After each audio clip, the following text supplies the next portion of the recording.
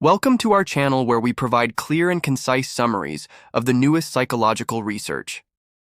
Today we're going to summarize the first chapter of Influence, The Psychology of Persuasion by Robert Cialdini. In this book, Robert Cialdini shares with us 6 weapons of influence that are used by people who have the ability to get others to do what they want them to do. These 6 weapons are the secret to understanding how influence works and how to use it properly. But before we dive into those weapons, let's take a look at Chapter 1, which introduces us to these weapons and gives us an understanding of how they work. This chapter is called Weapons of Influence. Robert begins the chapter by giving us a story about a man named Joe. Joe is a salesman, and he sells insurance, and his sales record is not very good.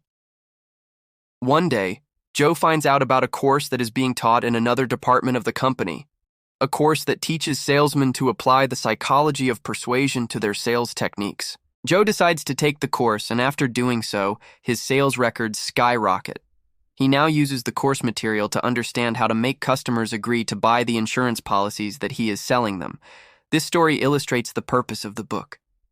It shows us that there are principles of persuasion that can be learned and applied to increase the amount of influence that we have over others. These principles are not used just by salespeople. They're used every day by everyone. When you walk into a grocery store, you're being influenced by placement of items, advertisements, and even the layout of the store itself. Robert asks the reader, what if you could find a way to influence other people more than they influence you? What would that be worth to you? For some, the answer might be not much. They don't care about influencing others or being able to persuade them. But for most of us, having that ability would be extremely valuable. We all want to be able to defend ourselves from those who want to influence us, and we also want to be able to influence other people when it matters to us. By teaching us the principles of persuasion, this book allows us to do both. Robert then tells us that there are 6 weapons of influence. He says, "My intention in writing this book is to teach you the subtle and not so subtle ways in which people gain control over your attitudes and behavior. I will give you the tools to resist the tactics of everyday persuasion and show you how to become a more effective persuader yourself." In the next section, Robert talks to us about the nature of the 6 weapons of influence and how they work. Robert says, "I will discuss each of these weapons in a separate chapter. Let me introduce them here. They are reciprocity, commitment and consistency, social proof, liking, authority, and finally, scarcity." Robert then goes on to explain why he chose these particular 6 weapons. He said he chose them because they are very powerful. He said they are the most common weapons of influence used by people. He also said that they are universal. They are used in every culture. And finally, they are very useful. He says, once you learn these weapons and how they work, you'll be able to use them in many different situations. You'll be able to see how they work in everyday life. And that's the whole point of this book. It's to help you see the world around you in a new way. It's to help you see how persuasion works and how you can use it to better protect yourself and to achieve your goals. Now let's take a look at each of these weapons and see how they work. The first weapon is reciprocity. This means that people will be more likely to agree to a request if they feel like they owe you something.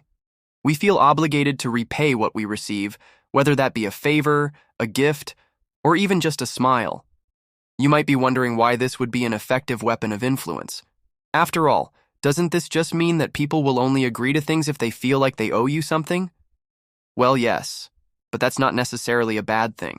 If you want to ask someone for a favor, then you should be thinking about how you can give them something first, whether that be a gift or just a smile. But if you're on the receiving end of this, then you should be careful about who you trust. If you're always agreeing to requests just because you feel like you owe someone something, then you're being taken advantage of. So reciprocity can be a powerful weapon of influence, but it's important to be aware of it and how it works. The second weapon is commitment and consistency. This means that once a person has made a commitment to something, they will be more likely to follow through with it. Even if the person doesn't really want to follow through, their commitment will cause them to do it. So how does this work? Well, once a person has made a commitment, they want to be seen as being consistent. They don't want people to think that they're flaky or unreliable. So their commitment will cause them to follow through, even if they don't really want to. But this also means that once you've made a commitment, you should be careful about what you commit to. If you commit to something that you don't really want to do, then you're setting yourself up for failure.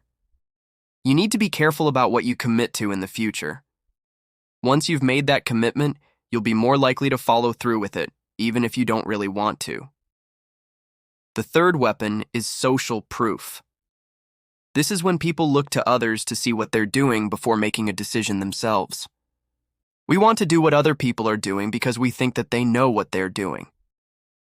This is especially true when we're in groups of people who are similar to us. We want to conform to what they're doing because we think that they're like us and that they know what they're doing. So social proof can be a powerful weapon of influence, but it's important to be aware of it and how it works. If you want to persuade someone to do something, then try appealing to their sense of community. Try getting them to talk to people who are like them and see what they're doing. But if you're on the receiving end of this, then be careful about who you listen to. Just because a group of people is doing something doesn't mean that it's right or best for you. The fourth weapon is liking. This is when people are more likely to agree to requests from people that they like. We're more likely to say yes to people who we like because we want them to like us back. We want to be liked by the people around us because it makes us feel good. But this also means that people are more likely to agree to requests from people who they like. If you want to persuade someone to do something, then try finding common ground with them. Try getting them to like you before you ask them for a favor. But if you're on the receiving end of this, then be careful about who you trust. People who are trying to persuade you may be using this weapon against you. They may be trying to get you to like them so that you'll be more likely to say yes to their requests. The fifth weapon is authority. This is when people are more likely to agree to requests from people who they perceive as being more knowledgeable or powerful than them. We want to listen to people who we think know more than us, because we want to be right. We want to be right because it makes us look smart. But this also means that people are more likely to agree to requests from people who they perceive as being more knowledgeable or powerful than them. If you want to persuade someone to do something, then try establishing yourself as an expert in the field. Try getting them to see you as being more knowledgeable than them. But if you're on the receiving end of this, then be careful about who you listen to. People who are trying to persuade you may be using this weapon against you. They may be trying to establish themselves as experts in the field in order to get you to agree to their requests. The sixth and final weapon is scarcity. This is when people are more likely to agree to requests for things that are rare or hard to get. We want to have things that are rare because we want to be special.